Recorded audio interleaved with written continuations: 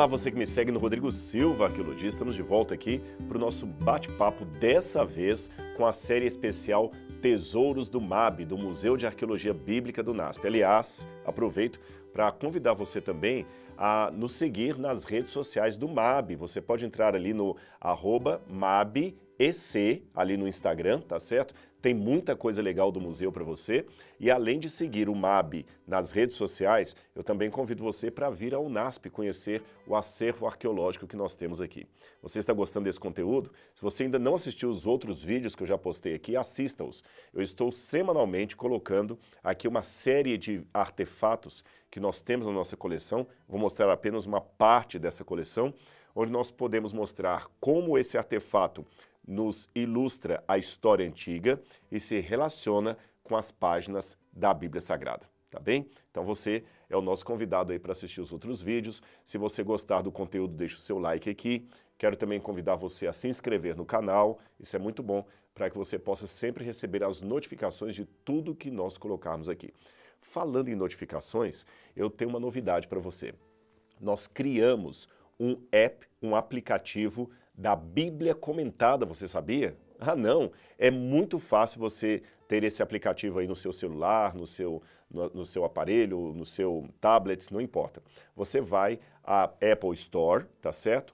Ou à Play Store, qualquer uma dessas lojas que vendem aí essas plataformas, esses aplicativos, você pode baixar o aplicativo e ali nesse aplicativo da Bíblia Comentada nós temos outros vídeos inéditos que eu fiz, temos textos, comentários da Bíblia, cursos, alguns cursos gratuitos, outros pagos, que você sabe. Também o que nós recebemos do curso A Bíblia Comentada com Rodrigo Silva ajuda na manutenção e na ampliação do Museu de Arqueologia Bíblica do NASP. Então você tem só a ganhar em termos de conhecimento e também a contribuir para um centro acadêmico aí no Brasil. Então procure aí na Apple Store ou então na Play Store, baixe o aplicativo A Bíblia Comentada e navegue no conhecimento da Palavra de Deus. E você baixando o aplicativo, a gente sempre vai, através desse app, informar você de qualquer coisa nova que nós vamos colocando ali. Então você tem acesso a informações aqui pelo YouTube, você tem no Instagram, nas minhas redes particulares, também nas redes sociais do MAB, enfim, nós queremos chegar até você com o conhecimento bíblico das melhores formas que nós conseguirmos, tá bem? Vamos falar do artefato de hoje. Eu tenho um artefato aqui do período romano. É esse vaso aqui. Aparentemente é um vaso pequeno, tá certo? Ele tem esse tipo de alça aqui. Ela é o que me permite fazer a identificação desse vaso e você percebe que ele está com algumas coisas dentro dele. O que será que nós temos dentro desse vaso aqui? Esse pequeno vaso de cerâmica, ele está com as moedas aqui, ó. Tá vendo? Olha, coloquei as moedas. Essas moedas, inclusive, são moedas originais dos tempos bíblicos.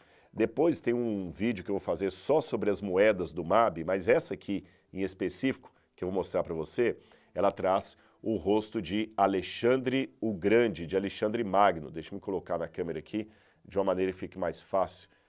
Aqui agora, levantando aqui, sim, pronto. Vamos pegar aqui, ele ainda está de cabeça para baixo. Só um minutinho que a gente vai acertar. Vamos ver agora. Agora deu, tá bom? Alexandre Magno, tá certo? Essa moeda data de pelo menos 2.300 anos, 2.200 anos aproximadamente. É uma moeda de prata, ela está escurecida assim justamente por ser uma moeda antiga. E nós temos outras moedas bíblicas aqui. Por que essas moedas estavam dentro desse tipo de pote ou de vaso de cerâmica? Esse aqui é considerado ou chamado na arqueologia de pote-cofre ou vaso-cofre. Como assim? É porque naqueles tempos antigos havia já bancos. Bancos existem desde a época babilônica, mas nem todas as pessoas tinham contas bancárias como nós temos hoje. Somente pessoas muito ricas conseguiam ter os seus dinheiros em bancos. As pessoas normais tinham que guardar consigo as suas economias. E as suas economias eram moedas, joias, algumas joias. Então o que ele fazia? Ele colocava essas economias em potes como este, que está aqui na minha mão, tapava aqui a boca do pote e enterrava o pote num lugar muito seguro que só ele ou alguém de extrema confiança saberiam identificar. Aí que começaram aquelas tradições que na época dos piratas nós conhecemos como a busca pelo tesouro escondido, o tesouro que está enterrado, esse tipo de informação vem disso aí. Então a pessoa colocava as moedas aqui, às vezes colocava também um pedaço de ouro. Mesmo antes dos tempos do Novo Testamento, nós já temos indício de potes de barro como este, que serviam de cofres, onde a pessoa guardava pedaços de metal precioso. Por exemplo, antes da invenção da moeda, corrigindo, antes da invenção da moeda, era muito comum as pessoas pegarem pedaços de prata, ou pedaços de cobre, ou pedaços de bronze que tinham o seu valor, eles guardavam dentro de potes como este, alguns potes eram maiores, e sepultavam aquilo ali, escondiam, enterravam debaixo de uma árvore, debaixo de uma pedra. Então, numa emergência qualquer, ele iria até lá, desenterrava o pote, quebrava o pote muitas vezes, tirava o seu tesouro e fazia com ele o que precisava ser feito. Por exemplo, em Jerusalém tem um lugar chamado Ramat Rachel, que fica ali na periferia da cidade moderna de Jerusalém, e ali eles encontraram potes mais ou menos desse tamanho, alguns até maiores, repletos de moedas do shekel do templo. Tudo indica que quando Jerusalém foi cercada pelos romanos na guerra judaica de 66 a 70 d.C., que muitos judeus pegaram esses potes com moedas, correram e sepultaram em Ramat Rachel. Nós também encontramos esses tipos de potes enterrados em Jerusalém, às vezes dentro de túmulos, ou seja, onde a pessoa pudesse, ela esconderia aquele pote ali. Essa prática, na verdade, ela é mais universal do que nós pensamos. Aqui no Brasil, eu conheço casos também da época de Canudos, em que as pessoas pegavam moedas, dinheiro também, guardavam em potes. Inclusive tem procuradores, pessoas que vivem procurando relíquias, que encontram, às vezes, artefatos. Um dia eu encontrei uma reportagem de um homem no Nordeste que encontrou um pote cheio de moedas da época do Brasil ainda imperial, e notas, e dinheiros, e outras coisas mais. Na época bíblica não era diferente, então você já entendeu. Isso aqui... esse vaso, na verdade, é um cofre, onde ele tapava aqui, colocava moedas, o seu tesouro e enterrava isso em algum lugar seguro, que ele pudesse desenterrar assim que precisasse de dinheiro para alguma função. Agora, por causa disso, havia também na época da Bíblia muitos procuradores de relíquias, de riquezas. Mas olha que curiosa essa parábola de Jesus, a parábola dos talentos, e como ela é ilustrada a partir desse pote, desse artefato que eu acabei de mostrar para você. Em Mateus capítulo 25, versículo 14, Jesus contou essa parábola. Preste atenção nela e veja o elemento que tem a ver com esse artefato arqueológico. E também será como um homem que, ao sair de viagem, chamou seus servos e confiou-lhes os seus bens. A um deu 5 talentos. O talento, só para que você saiba, é uma quantidade, um peso, que equivalia mais ou menos a 35 quilos. Pode ser de ouro, de prata, variava um pouquinho isso aí, tá bem? Então o talento era uma medida, era uma unidade de peso, e ele deu uma quantidade aproximadamente de 35 quilos de ouro ali, 35 quilos de ouro por talento. Então, se ele deu 5 talentos, você multiplica 35 vezes 5, tá bem? Vou continuar a leitura. A um servo, aquele senhor deu 5 talentos, a outro deu 2 talentos, a outro deu 1 talento. Não fala talento de quê? Se era de ouro, se era de prata, mas se era algum tipo de riqueza. Aí viajou, deixou ali 5 talentos com um, 2 talentos com o outro, 1 talento com o outro. Em seguida partiu de viagem. O que havia recebido 5 talentos, saiu imediatamente, aplicou-os, ou seja, na época já havia juros, correção monetária, bancos, e ganhou mais 5.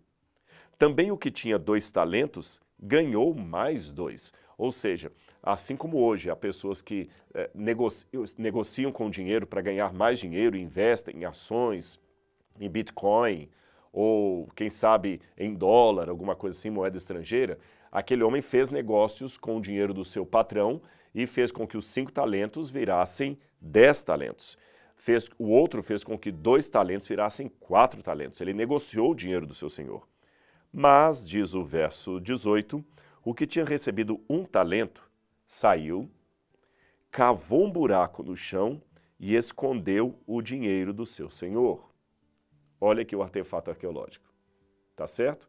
Ele saiu, abriu um buraco no chão e escondeu o tesouro do seu senhor. Evidentemente que se eu estou falando de 35 quilos de algum tipo de metal precioso, ele precisou de um pote maior do que esse, ou quem sabe vários potes como este, um pouco maior, e enterrou. Exatamente como eu falei com vocês que era a prática daquela época. Depois de muito tempo, o senhor daqueles servos voltou e acertou as contas com eles. O que tinha recebido 5 talentos, trouxe os outros 5 e disse, o senhor me confiou 5 talentos, veja que eu ganhei mais 5. O senhor respondeu, muito bem, servo bom e fiel, você foi fiel no pouco, eu te colocarei sobre o muito. Venha e participe da alegria do seu senhor. Veio também o que tinha recebido 2 talentos e disse, o senhor me confiou 2 talentos, veja, ganhei mais 2. O princípio administrativo que Jesus está colocando aqui, contábil, é semelhante à participação de lucros na empresa. Sabe, quando a pessoa tem ali um bom resultado como gerente, como chefe de equipe de vendedores, e ele fala assim, olha, nós conseguimos bater a meta, nós duplicamos a meta, o senhor, olha, como fundo, então vou dar para vocês agora um bônus de tanto por salário, vou manter o emprego de vocês, num eventual corte de gastos, o nome de vocês não estará na lista, porque são bons funcionários.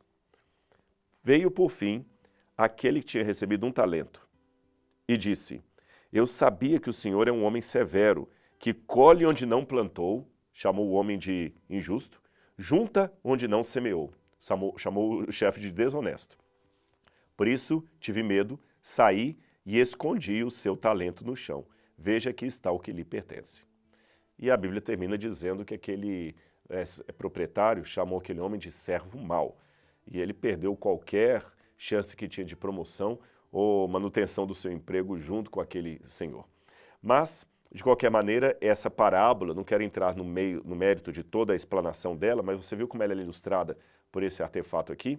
Tem uma outra passagem da Bíblia que também me ajuda a entender esse artefato, ou pelo menos que é iluminada por ela. Eu estou lendo agora o Evangelho de Mateus, capítulo 6, versículo 19, que diz assim, não acumulem para vocês tesouros na terra, onde a traça e a ferrugem destroem, e onde os ladrões arrombam e furtam. Jesus fez um trocadilho aqui, porque o bom negociante, de acordo com a parábola dos talentos, ele não fica acumulando tesouro na terra, ele tira o talento da terra e multiplica esse talento na ação pelo seu semelhante, em bons negócios. Olha como é que Jesus partiu da ilustração do mundo dos negócios para o mundo espiritual. Não fique acumulando tesouros na terra, não. Ficar só, tudo que você recebe vai enterrando, enterrando, enterrando. Não. Gaste o que você ganhou também com os pobres, com a caridade. Faça o seu dinheiro prosperar. Faça a bênção que Deus lhe deu ser realmente uma grande bênção. E como é que você pode fazer aquilo prosperar? Bom, é só você lembrar que nós temos aqui 2 elementos, um vertical de relacionamento homem-Deus, ser humano-Deus, e o outro horizontal, ser humano com ser humano. Então partilhe o que você recebe, multiplique o seu talento, não fique acumulando aquilo na terra, não fique enterrando como uma pessoa que só tem medo, que só guarda aquele pouquinho ali. E ele fala, acumulem para vocês tesouros no céu, onde a traça e a ferrugem não destroem, onde os ladrões não arrombam nem furtam, pois onde estiver o seu tesouro, ali também está o seu coração. Ou seja, muitas pessoas leem isso assim, acumulem tesouros no céu, então não posso ter nada na terra. Não é isso que Jesus está falando. Se fosse isso, ele estaria entrando em contradição com a sua própria parábola, que aquele senhor elogiou aqueles que multiplicaram a riqueza do seu senhor. O que Deus está falando é o seguinte, aquilo que ele deu para você, não fique enterrando com medo, multiplique em bons negócios, em caridade. E por fim, eu digo, na multiplicação, não faça desse tesouro também o todo da sua vida. Aí Paulo, o velho apóstolo Paulo, que era muito sábio, culto e tinha conhecimento de tudo isso, ele também fez um trocadilho baseado nesses vasos de cerâmica que serviam para guardar tesouros. Quer ver? Segunda carta de Paulo aos Coríntios, capítulo 4, versículo 7. Paulo disse assim, e eu vou ler isso tendo até o artefato na mão aqui. Temos esse tesouro em vasos de barro. Vou pedir a câmera para mostrar aqui. Temos esse tesouro, ou seja, o tesouro são as moedas, correto? Moedas que valem. Paulo disse, temos esse tesouro em vasos de barro. Ou seja, o que vale é o tesouro, não é o vaso de barro. Esse vaso aqui tem valor museológico hoje porque ele tem 2000 anos. Mas na época isso aqui não valia nada. O valor realmente é o que estava dentro. São as moedas. É isso aqui que vale, não o barro. E aí Paulo continua. Mas temos esse tesouro em vasos de barro, para mostrar que este poder, que a tudo excede, provém de Deus e não de nós. Percebeu o trocadilho de Paulo? O que ele quis dizer com isso? Nós também temos esse tesouro de Deus, não moedas, não questões físicas, mas algo que excede ao dinheiro, que é o tesouro espiritual. Nós temos o Espírito Santo, os valores cristãos, a salvação, a graça, esse é o tesouro de Deus, que é depositado em vasos de barro. Qual é o vaso de barro? Esse corpo, que como diz o Gênesis, veio do pó e ao pó voltará. Os nossos ancestrais foram feitos do barro, do pó da terra. Nós somos como esse pote de barro. A excelência do poder de Deus, o tesouro que realmente vale, é o que está dentro e não o que está fora. Você percebeu então qual o sentido espiritual de tudo isso? Ficou claro para você que muitas vezes as pessoas se baseiam apenas na aparência física, no que o outro veste, no carro que ele tem, mas que o grande poder de Deus está dentro desse vaso de barro que em breve se desfaz? Você também entendeu que as bênçãos de Deus são para serem desfrutadas e partilhadas e não enterradas com medo daquele que nos deu as suas benesses? Nós somos o tesouro de Deus e nós temos o tesouro de Deus. E Deus é aquele que consegue pegar esse pote de barro, que é o nosso corpo, e dar um valor que nós não teríamos de outra maneira.